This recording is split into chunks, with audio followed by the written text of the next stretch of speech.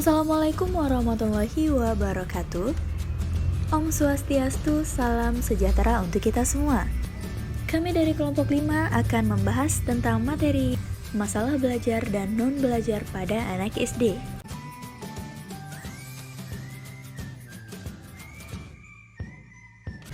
Sebelum kami melanjutkan ke materi, izinkan saya memperkenalkan anggota kelompok saya.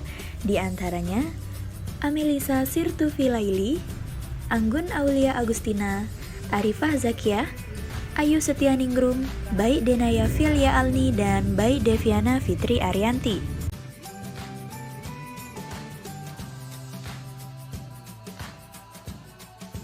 Di sini kami akan membahas tentang dua hal, yakni masalah belajar dan masalah non-belajar.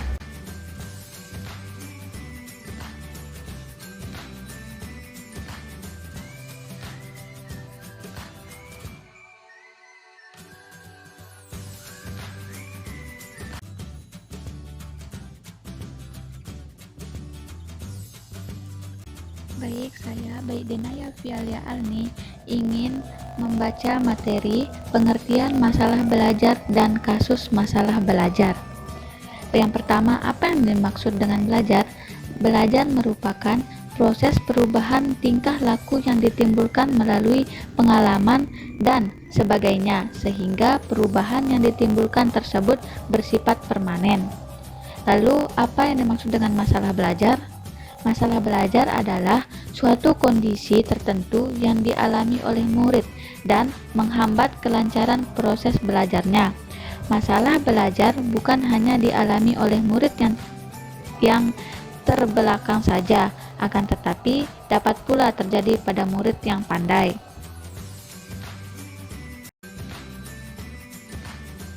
Selanjutnya, kasus masalah belajar. Yang pertama, identitas anak. Anak A 1W, 8 tahun, kelas 2 SD. Anak B, AD, 8 tahun, kelas 2 SD. Letak masalahnya, anak A mudah lupa serta masih kesulitan dalam membaca, menulis, dan berhitung. Anak B kurang terampil dalam memahami teks bacaan. Penyebabnya, anak A daya tangkap yang kurang serta kurangnya latihan serta bimbingan orang tua di rumah atau faktor eksternal. Anak B, anak hanya bisa fokus sebentar, sekitar 15 menit, dan ketika ada tugas saja. Saat sudah lebih dari 15 menit, dia akan kehilangan fokus dan bermain-main atau faktor internal. Upaya guru dalam mengatasi masalah. Anak A memberikan latihan menulis, memberikan latihan membaca, kata-kata yang sederhana, memberikan latihan berhitung dengan alat peraga biji-bijian, batu, dan sebagainya. Anak B memberi bimbingan lebih intensif pada anak tersebut, seperti diajak membaca, teks puisi, cerita, dan lain-lain. Sekian, terima kasih.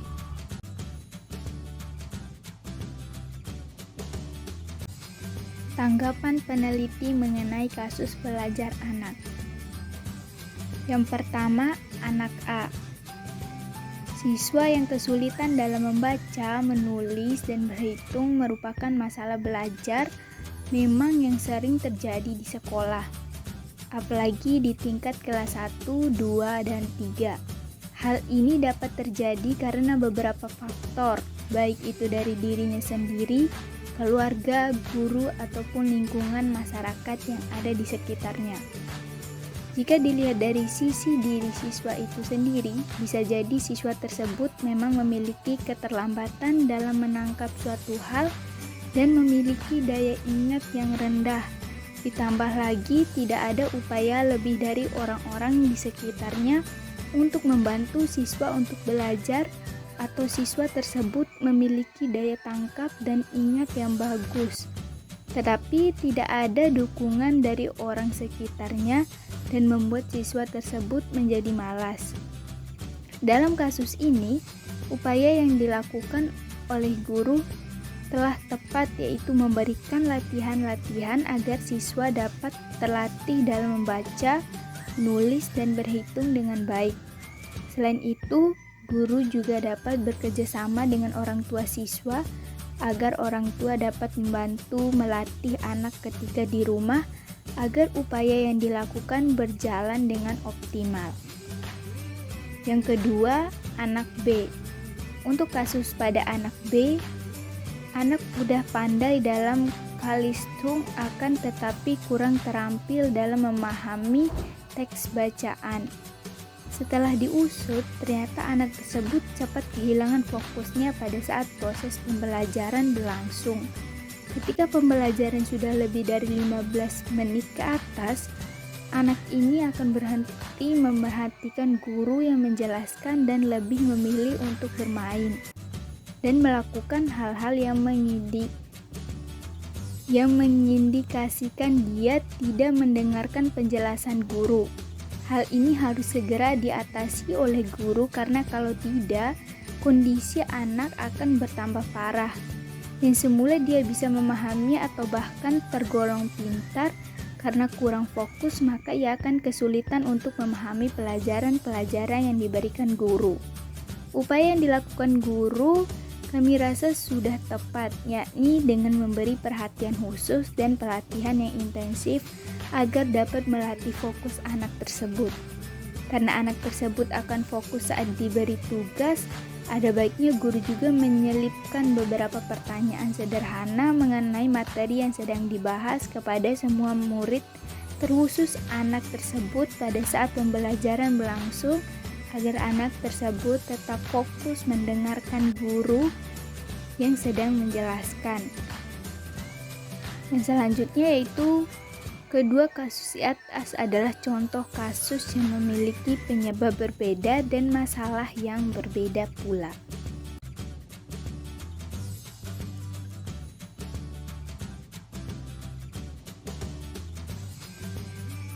Baik, saya Anggun Aulia Agustina akan melanjutkan materi tentang masalah selain masalah belajar pada anak SD. Pengertian kasus atau masalah. Masalah didefinisikan sebagai suatu pernyataan tentang keadaan yang belum sesuai dengan yang diharapkan. Bisa jadi kata yang digunakan untuk menggambarkan suatu keadaan yang bersumber dari hubungan antara dua faktor atau lebih yang menghasilkan situasi yang membingungkan. Masalah biasanya dianggap sebagai suatu keadaan yang harus diselesaikan. Umumnya, masalah disadari ada saat seorang individu menyadari keadaan yang ia hadapi tidak sesuai dengan keadaan yang ia inginkan. Yang kedua, penyebab terjadinya masalah. Slamanto dan Surabrata membagi dua faktor yang berpengaruh terhadap belajar, yaitu faktor dalam peserta didik atau internal dan faktor dari luar peserta didik atau eksternal. Yang termasuk faktor internal adalah faktor fisiologis atau jasmaniah, baik yang bersifat bawaan maupun yang diperoleh. Yang termasuk dalam faktor ini misalnya kondisi kesehatan dan kondisi panca indera. Yang kedua, faktor psikologis, baik yang bersifat bawaan maupun yang diperoleh, seperti minat, intelijensi, bakat, motivasi, serta kemampuan kognitif lainnya. Sedangkan yang termasuk dalam faktor eksternal adalah faktor lingkungan, seperti lingkungan keluarga, lingkungan sekolah, dan lingkungan masyarakat. Lingkungan keluarga adalah lingkungan yang pertama dan utama, karena disinilah manusia dididik pertama kali. Yang kedua, faktor instrumental, di mana seperangkat kelengkapan dibutuhkan untuk menunjang ketercapaian tujuan dalam pendidikan, seperti kurikulum, program pendidikan, sarana, dan fasilitas sekolah dan guru. Jika semua faktor-faktor terpenuhi dan mendukung aktivitas belajar anak, maka mereka tidak akan mengalami kesulitan untuk mencapai prestasi. Sebaliknya, jika faktor-faktor tersebut ada yang memberi pengaruh negatif atau tidak sesuai, maka tidak menutup kemungkinan anak-anak akan mengalami kesulitan dalam belajar. Karena kesulitan belajar merupakan keadaan di mana anak tidak dapat belajar sebagaimana semestinya.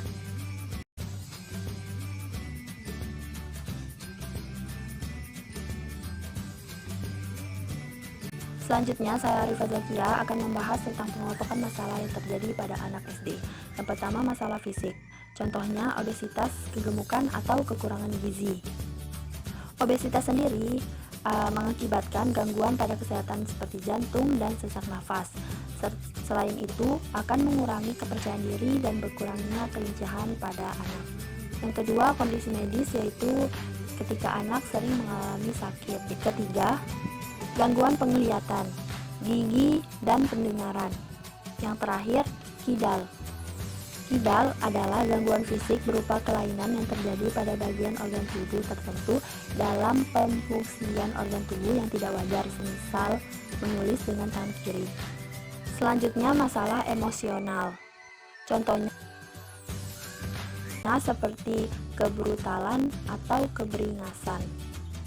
Ini nampak pada perilakunya. Mereka menunjukkan suatu perbuatan yang seringkali memerlukan bantuan orang lain, misalnya berkelahi, berbohong, mencuri, dan merusak. Bentuk-bentuk tindakan tersebut merupakan ekspresi yang keluar dari emosional yang terganggu. Sekalipun demikian, pada umumnya anak-anak berusaha merubahnya dan menutupi perilaku mereka dengan mengemukakan alasan untuk dapat dipercaya oleh orang lain. Misalnya menutupi kebohongannya dengan maksud menghindari hukuman karena perbuatannya. Akan tetapi ketika anak telah berusia lebih dari 6 atau 7 tahun, sekalipun mereka tetap membuat cerita yang bohong, mereka merasa sadar dan tidak aman perasaannya. Oleh karena itu, dia membuat cerita yang muluk-muluk agar orang lain percaya padanya. Dapat pula mereka melakukan perbuatan bohong tersebut karena untuk menyenangkan orang tuanya. Selanjutnya yaitu permasalahan sosial anak. Contohnya, pembangkangan, yaitu suatu bentuk tingkah laku melawan. Tingkah laku ini terjadi sebagai reaksi terhadap penerapan disiplin atau tuntunan orang tua atau lingkungan yang tidak sesuai dengan anak. Yang kedua, yaitu agresif.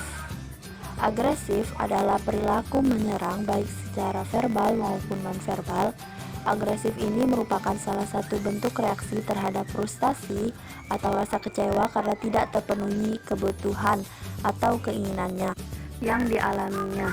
Agresif ini berupa perilaku menyerang seperti memukul, mencubit, menendang, dan mencaci maki. Yang ketiga, bertengkar. Bertengkar atau berselisih terjadi apabila seorang anak merasa tersinggung atau terganggu oleh sikap dan perilaku anak lain. Yang keempat, persaingan, yaitu keinginan untuk melebihi orang lain dan selalu didorong oleh orang lain.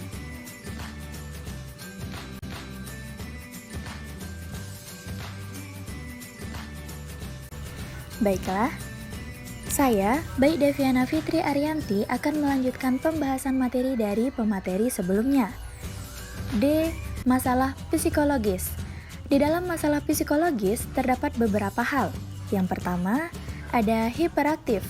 Menurut Santrok, hiperaktif mempunyai ciri kelainan berupa suatu rentang perhatian yang pendek, perhatian mudah beralih, dan tingkat kegiatan fisik yang tinggi.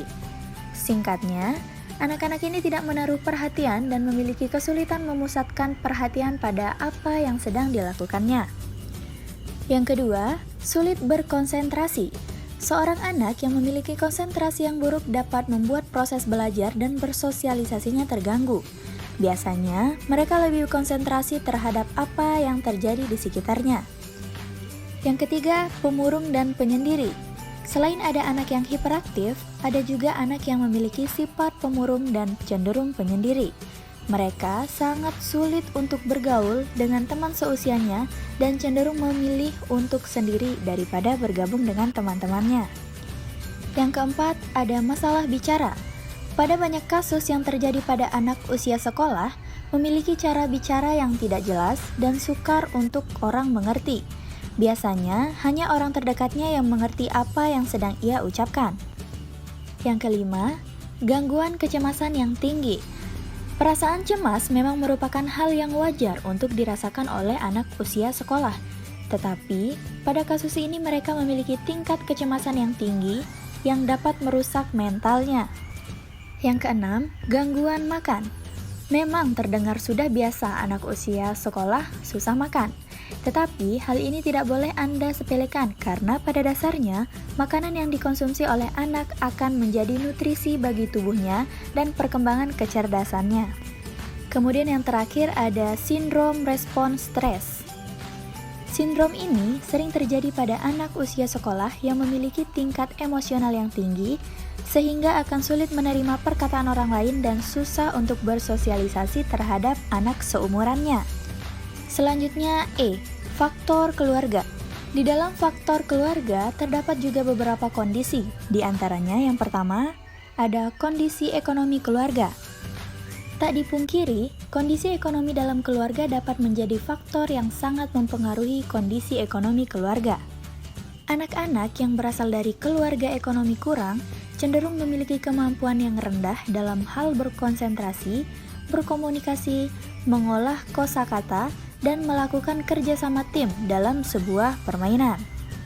Kondisi ini disebabkan karena kurangnya pengawasan dari orang tua, kesalahan pola asuh, dan jumlah hormon kortisol rendah yang mempengaruhi perkembangan anak secara kognitif. Kemudian yang kedua ada perubahan kondisi dalam keluarga. Perilaku anak di sekolah seringkali dikaitkan dengan adanya perubahan kondisi dalam keluarga. Misalnya, saat orang tua memutuskan untuk bercerai, kondisi yang tak nyaman ini umumnya akan membuat anak mengalami tingkat kecemasan dan depresi yang tinggi, terutama saat ia merasa terabaikan atau kurang mendapatkan perhatian dari orang tua.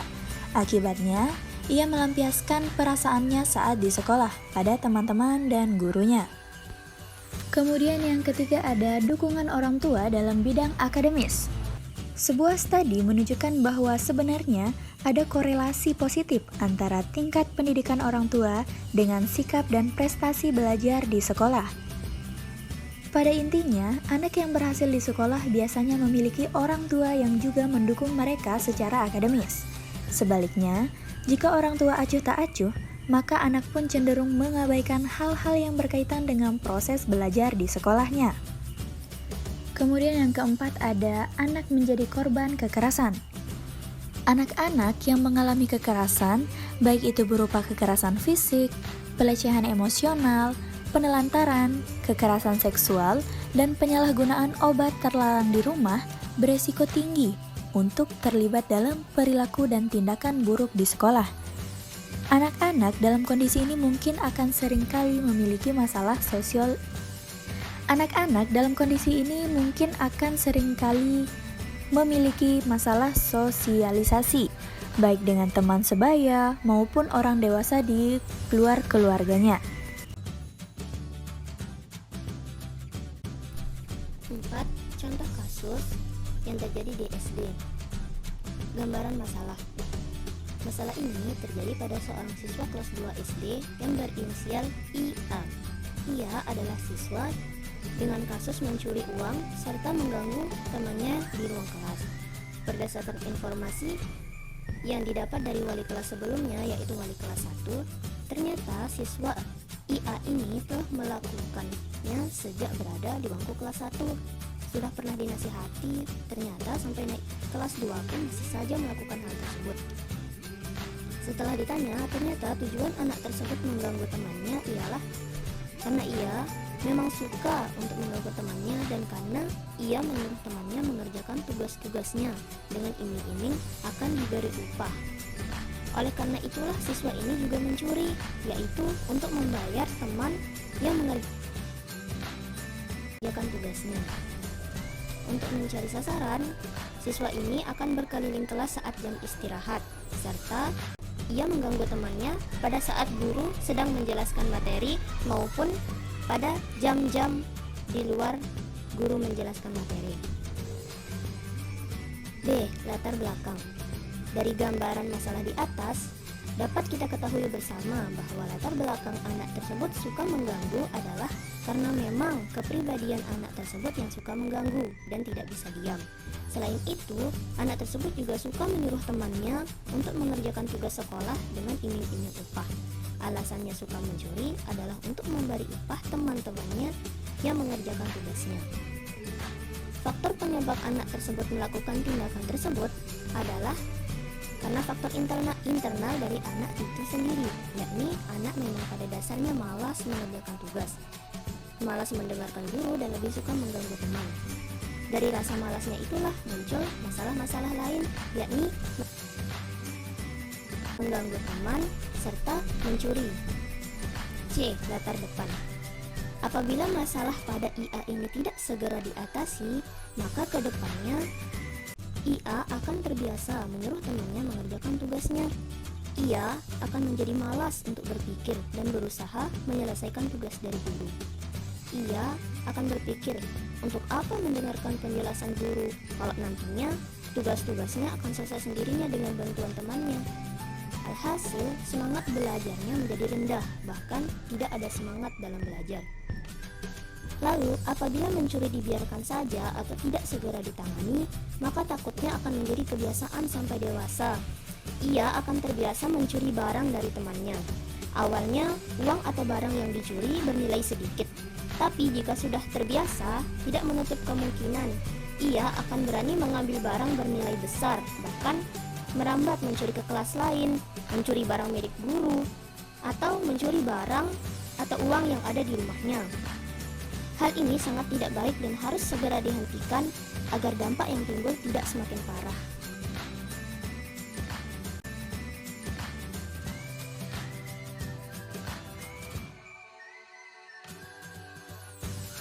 Wawancara kami dengan wali kelas anak tersebut, yakni wali kelas 2.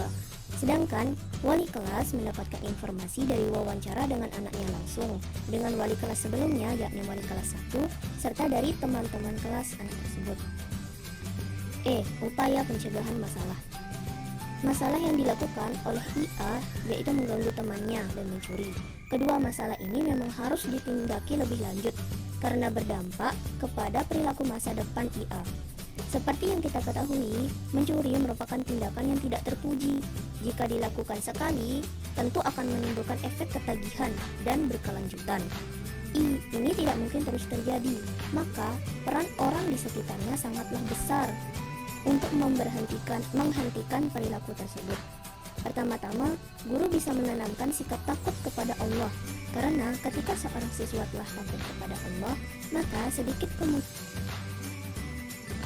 siswa tersebut untuk melakukan tindakan tersebut. Dan selanjutnya diselingi dengan menanamkan nilai-nilai Pancasila, di mana tentu dengan mengamalkan nilai agama dan nilai Pancasila, perilaku yang ditampilkan akan baik pula. Anak akan berpikir dua kali jika ingin melakukan perbuatan tidak terpuji. Begitupun juga dengan perilaku mengganggu teman. Guru juga harus memberikan pengarahan kepada siswa-siswanya agar jangan suka mengganggu teman-temannya yang lain ketika sedang mendengarkan penjelasan guru. Selain itu, guru juga harus berkoordinasi dengan pihak wali murid untuk membantu mengawasi anak-anak mereka agar jangan sampai berperilaku yang tidak sesuai dengan nilai agama dan nilai-nilai Pancasila ketika sedang berada di luar sekolah. F. Upaya pemecahan masalah. Upaya pemecahan masalah dapat dilakukan dengan memberi pengawasan lebih dari guru dan teman-temannya terhadap anak tersebut sehingga anak tersebut tidak memiliki kesempatan untuk melancarkan aksinya. Pengawasan dapat dilakukan dengan memindahkan tempat duduk anak tersebut menjadi tepat di depan meja guru. Itu merupakan salah satunya ya. Selain itu, jalan keluarnya juga bisa dengan memberitahu teman-teman sekelasnya untuk tidak mengikuti kemauan anak tersebut dan melapor kepada guru jika dipaksa untuk mengerjakan tugasnya atau diganggu oleh anak tersebut. Yang terakhir, tentu saja orang tua harus terlibat banyak dalam pemecahan dan penanganan kasus ini. Guru hendaknya harus berkomunikasi dengan orang tua agar orang tua mengetahui bagaimana anaknya di sekolah dan apa saja yang anaknya lakukan di sekolah. Dengan itu, apabila ada hal yang tidak baik, orang tua bisa membantu mendampingi dan mengawasi anaknya saat berada di luar sekolah agar tidak bertindak lebih jauh dan tidak mengulangi perbuatan tidak sesuai tersebut. Sekian pembahasan dari kelompok kami, kurang dan lebihnya mohon dimaafkan. Thank you.